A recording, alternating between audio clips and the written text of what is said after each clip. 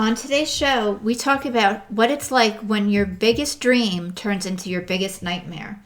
I interview Christina Wirtz, the owner of Haven Salon Healing, and Christina shares how she moved out to Arizona to chase her dreams and make it big, only to be fired twice for the first time ever. She shares how that hardship forced her to look at her money mindset and money beliefs and how it was holding her up from creating her own success.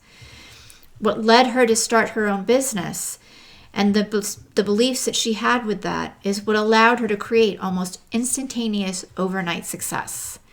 Listen in now, and I hope you enjoy.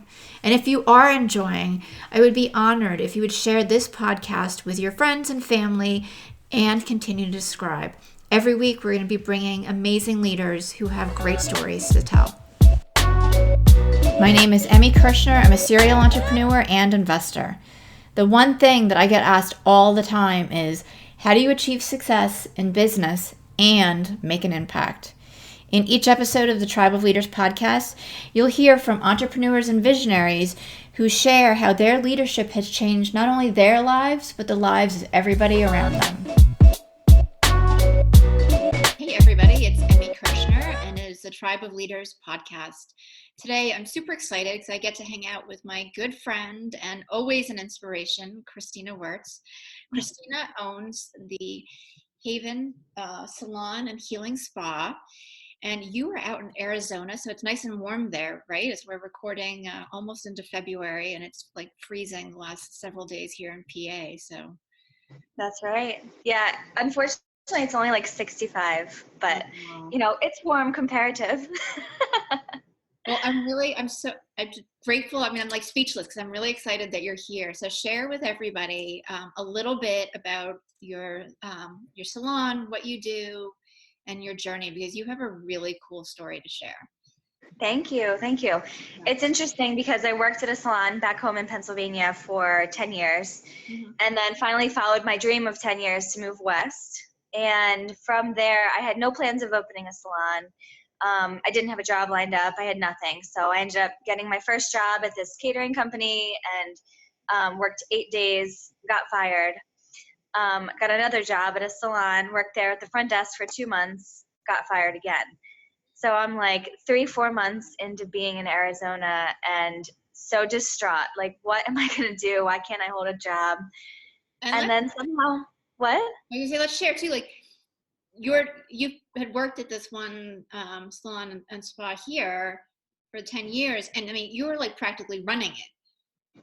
Like, you were the lead stylist. You had like so much growth and experience and opportunity that like getting fired is not something you were familiar with. Not at all. And yeah, I was working there since I was 17, and when I was 19, my boss Jim ended up becoming a mentor of mine, and I was working 4 jobs at the time and just miserable. Like my quality of life was really low. So he kind of took me under his wing and taught me everything, like, figured out how to get rid of those other 3 jobs and make my career really work.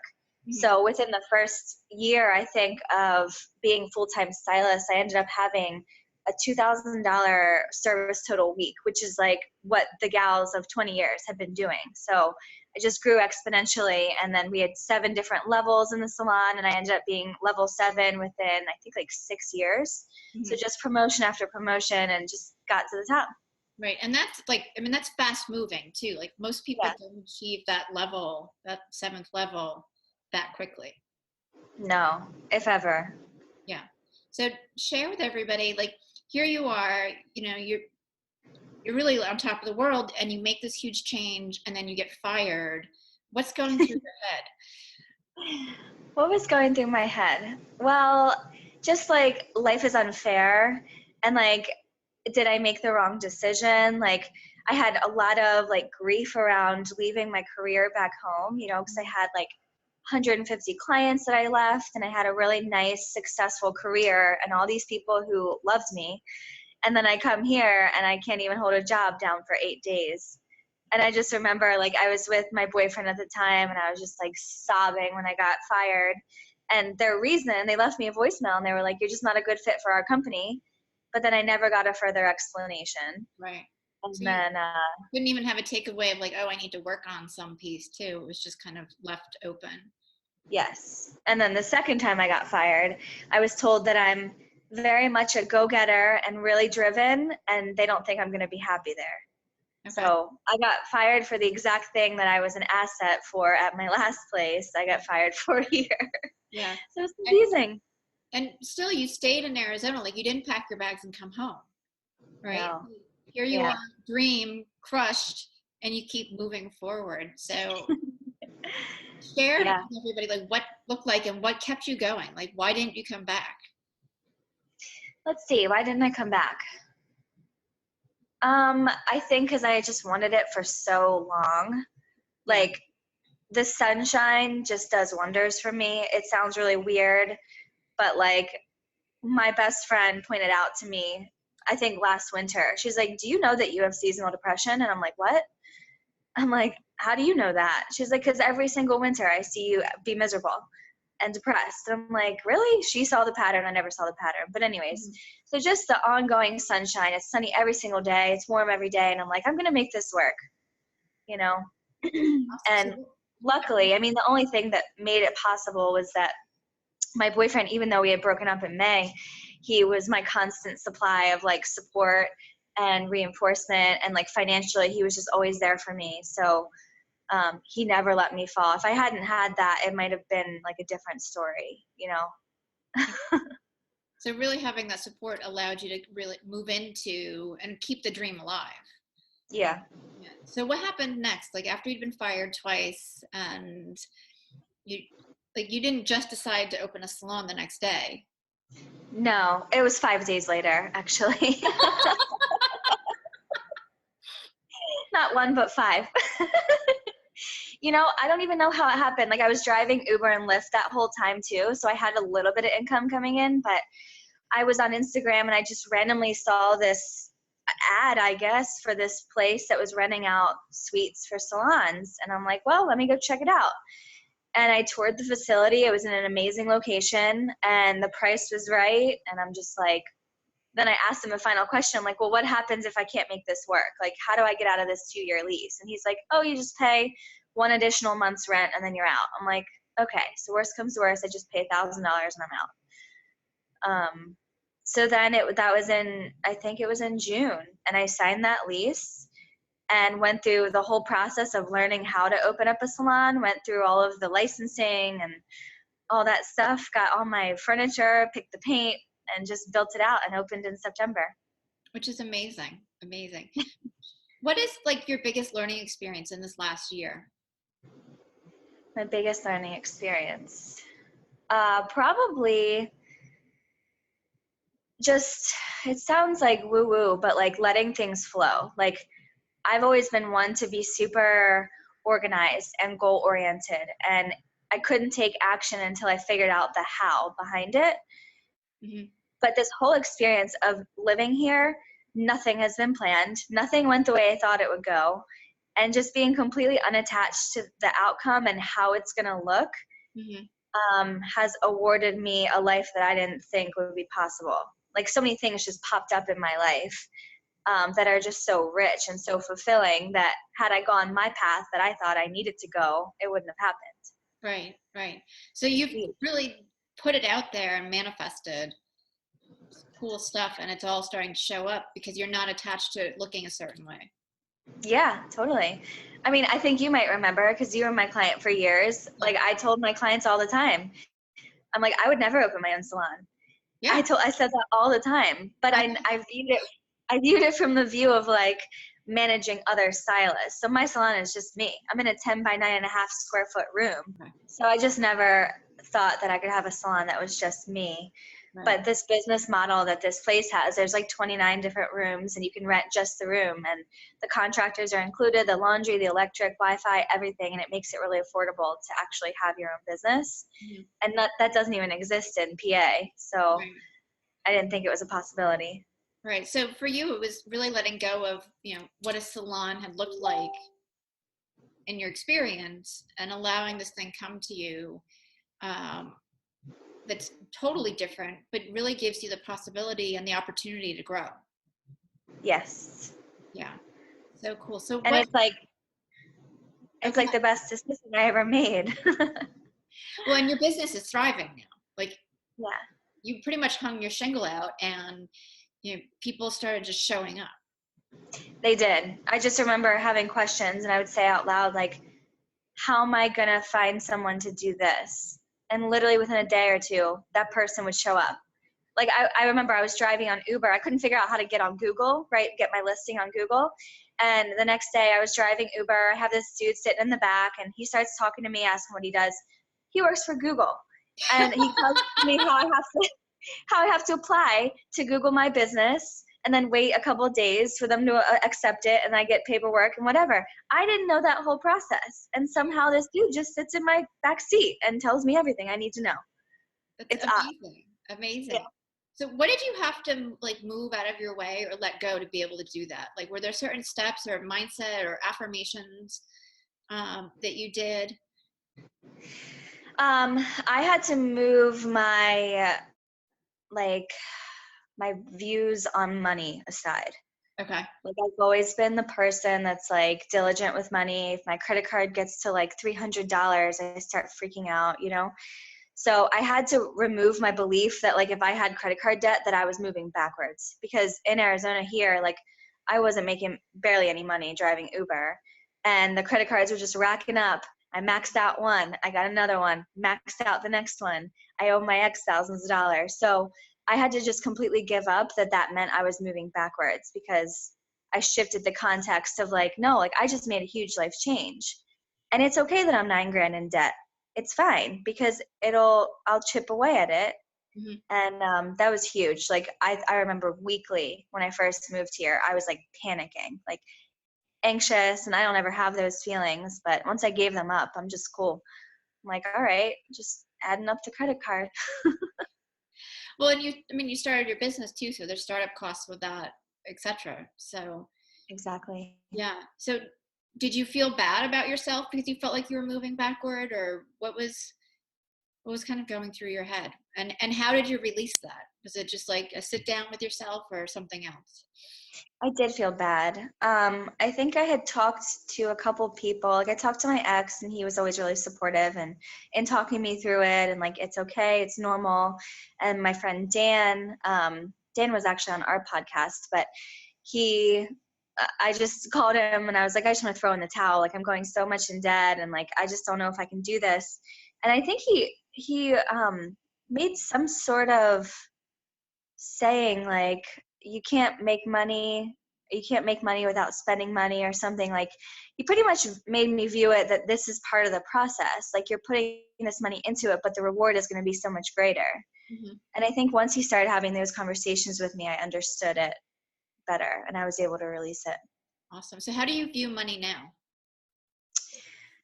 I view it like I'm not attaching as much meaning to it, as much significance to it Okay. as I had before. You know, it doesn't mean that I'm a shitty person because I have $9,000 in debt, you know, Right. especially considering, I mean, there's people out there with $200,000 in debt. And I'm like, 9 grand is pretty small in the grand scheme of things. And especially like starting a business, people spend way more than that. Mm-hmm. So I kind of just feel grateful now that it's only 9 grand. Well, and you said you have a plan to chip away at it and to to get it down to, zero at some point, but Yeah. And I do a lot of like writing down my goals and I write them in the present tense. So one of my goals that I had, I said I've paid off my one credit card by December 27, 2018. The balance is zero by December 27th. And literally December 26th, I paid off the credit card. Yeah. So it was like a zero balance by December 27th. And I was actually able, December 26th, I paid the rest of that credit card off, and it was $3,500. that's And huge. somehow within 4 months of being open, I paid off a whole credit card, Yeah. which is crazy. So you really are seeing things manifest and happen all around you. All the time. So that's amazing. Amazing. And Yeah. do you feel like that's a piece of your leadership now as you're taking on, building your business and continuing it to grow, is just letting go of the meaning of anything? Yeah, letting go of the meaning of money, just letting go, letting things take their course. Like things have shown up for me that I would have said no to in the past. But I think the fact that I'm saying yes, like just different things are showing up in that space Mm-hmm. and things are just moving. Like they're moving at a really fast speed. And then anytime I see that they're not moving, I'm like, what am I resisting here? You know? Right. Right. And talk about the resistance a little bit, because like sometimes it feels like you've got to push and push and push and push to get the goal, and you are goal oriented. Yeah. So how do you let go of the resistance? It's a really good question. Um, Two things come to mind. I do a lot of like personal development work, as you know. There's something that sticks with me, that whatever you resist persists. Mm-hmm. So whether it's like in communication with someone, like if your mother's driving you crazy and you just resist that she's being a certain way, it just continues, right? So if I'm resisting certain things, if I let that go and just see it for what it is currently, because really all we have right now is the present moment, Mm-hmm. you know, it allows me to just give that up and get back to the present and be like, okay, this is what I have. Like, even if I hate that I have 20 extra pounds on my body, like that is what it is right now. Right. So what do we do from there? Right. So that's what comes to my mind. And then the other thing um, that comes to my mind as far as resistance, I just, I think I do maybe say affirmations in my head. Like I'm attracting the people to me that are looking for me, Mm-hmm. you know, and naturally I think from scarcity mindset, like, oh, there's not enough to go around, no one's going to want what I have to offer. But then I see myself thinking those thoughts and I'm like, no, there's tons to go around. Right. And then I just know that, like, I just remember the few people who have sat in my chair here in Arizona and they're just like, I chose you because I just loved what you wrote on your profile. I loved the energy of what you were writing. And I'm like, all right, so there are people that I'm attracting to my life. I just have to remember that. Yeah. That's amazing. I mean, that's your like, as a leader, that's your biggest, your biggest asset is you're conscious of what you're attracting. Yeah. Yeah, for sure. That's so cool. I love it. What other Thank you. characteristics do you see as being important as you're growing your business? Let's see. Being organized. I struggle with that. Um, like I kind of just like wing things, and for some reason they've been working out. Yeah. But I see that like having a system and having a regimen, like dedicating maybe like an hour or two a day of like marketing and doing stuff online, which I don't do. I could see how that would be beneficial. Hmm. But I have just no, I'm still stuck in the loop of like, I have my own business, I have this freedom, I have this flexibility, I can do whatever I want. And when I have clients scheduled, I'm there. And when I don't, I just live life. Which So, is a great thing. You're still growing. yeah, it's a great place to be. But, you know, I wake up at different times every day and I don't have a set gym routine. Therefore, I have the 20 extra pounds on my body. You know, Right. there's definitely impacts to it. Right. But Um, one step so, at a time. yeah, I guess so. What's on the Um, horizon for you? What are your big goals for this year? um, let's see. Well, I just became a co-host of a podcast. So Congratulations. What is the podcast so everybody can check you out? it's called Sip and Listen. It's on iTunes. Okay. And we're actually expanding it too. So we record in a studio in Scottsdale, but we're hopefully looking to take it mobile and go to different people's businesses and talk to them. Mhm. And then my friend Elisa and I, she's the other co-host, she and I want to start another separate podcast on relationships and have Ooh. different guests and hopefully monetize the podcast and have that be another, you know, value add to people's lives. So What else is on the horizon for okay, we'll 2019? put the podcast in the show notes too. So if you ever anybody wants to check them out, they can check the show notes to link up with that. Cool. Yeah, we just interview different people with different businesses. Like there was a woman on there that was talking about mindful divorce. There was an energetic healer that we did on Tuesday. Mhm. There's guys that grow apps and flip houses, and we just interview them. And there's just like so many amazing little nuggets that they have to share with us. And Yeah. it's I cool love that the show just flows. Like we kind of have a basis and then it goes somewhere else and it's just great where it goes. It's awesome. Amazing. Um, and my friends and I, we are kind of doing like a production company. So we're hosting our first event in February. Okay. It's going to be in this big airplane hangar. It's going to be a skin and hair show, Oh, big fashion cool. show, different entertainers, VIP bottle service. So that just came out of nowhere. Like who would have thought I would have hosted an event like that? That's amazing. And this is what I love about you is you've taken something that could have stopped somebody, and instead of packing your bags and going home, you have your own business, you're growing, and you're taking on all these other projects that are fun that you love Mm-hmm. doing, and they all kind of feed each other. Yeah. Yeah. So, And really like I'm learning how to collaborate with people because I've always been the person to do everything on my own. So like even the salon I worked in for 10 years, like I was totally a loner. I had 35 people I worked with, like 20 some stylists, but I always did everything on my own. Like even in the back room, I wouldn't engage in conversations, and I was there like with my little planner, planning out my week, figuring out like how to get new clients, right? yeah, And now it's just morphed in my development of seeing how using connections and collaborating with people can just boost you to a whole nother level. And then what it takes for me, like what I have to give up, like having it be my way, or if I think this is the best way, giving that up and allowing someone else to shine and have their creativity come through. right. That's awesome. I was just going to say, like, what's the biggest takeaway with learning to work and collaborate in a team environment? And now that you're doing it, what do you like that better? Do I like it better? I do in certain ways.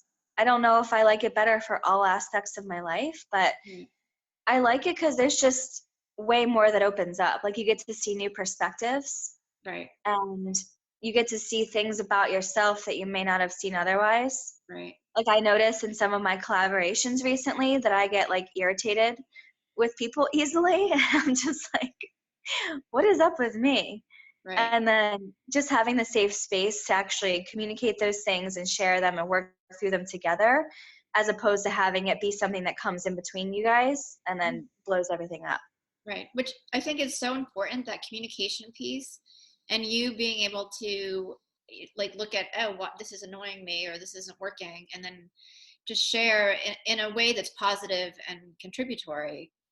Yeah, Imagine if we were all doing that, I know. That would be such a great world. right? Right. If everybody actually like listened to each other and got each other and what they're trying to say. That's actually, it's funny we're looping this in. That was the basis for my salon. Like my vision Mhm. is that everyone is heard and understood and can say and be whoever they want to in my chair. Yeah. Because I realized like that's what I've been providing for my clients all those years. I didn't really notice it, but then I ended up taking a communication course and learned those skills and how to deepen them. Yeah. And I just see it can be such a healing experience, and that's why I added the healing aspect into my salon name, because it can be a healing experience when you can just say what's there for you and not be judged for it. That's huge. Absolutely. And I think particularly for women, like, our hair is a piece of our self-expression. Hmm. So to really have that space to be heard and have it be a safe space, and to be able to stay with this, something that's similar, or try something completely new, but you're able to craft what they want and make them Hmm. feel beautiful, is, I think, amazing. Absolutely. And taking that a whole nother step, like of what people want. Like I was traveling back and forth to Pennsylvania every 2 months and doing my old clients' hair in Yes. their houses. And that was something I would have never, ever done. Um, and then the circumstances showed up, and I'm like, all right, I can figure out how to do this. But then I also take it back to here to Arizona, because there were people that were like, hey, I'm in a wheelchair. I can't get to your salon. Would you come to me? Yeah. And I'm like, well, I did it in PA. I guess I can do it here. But I had this internal dialogue that was like, well, they're not going to pay me for my services because it's not in a salon. It's not the value that I provide. There's no hydraulic chair. There's no shampoo bowl where they get a head massage. Yeah. But then when I gave all that up, what? They don't care. Yeah. When I gave all that up and just realized, like, no, they're asking me if I can come to them. They're not looking for luxury. They just want their freaking hair done. Yeah. So just like being open to that and what their needs and wants are. And now I'm like a traveling hairstylist sometimes. That's beautiful. That's amazing. And I want to thank you because you've really shared so much. Like, I mean, freeing up just yourself from money, creating your new vision, freeing yourself up around, your experience with having to do everything, on your own, and really collaborating on so many different projects, being able to speak your truth, and then hearing, and understanding the need and filling it like so creatively. You were on fire. Thank you. It's nice to hear. Yeah. Well, I want to thank you. Like, again, it's been awesome. And for everybody here, why don't you share where people can reach you too? For my business? Yeah, for your like social media, how can they connect with you? Yeah. I'm on Instagram. It's just Christina Wirtz is my personal page, and then Haven Salon Healing is my business page. Website's havensalonhealing.com. Okay. Yeah, I guess that's it. That's good. That's all right. But you post all like everybody's hair that you're doing too. So I do. on Instagram. So Post go check befores out and afters. gorgeous hair. Gorgeous hair. Again, thank you. And thank you everybody for listening. This is Emmy Krishner and the Tribe of Leaders podcast. Thank you. Bye. Bye.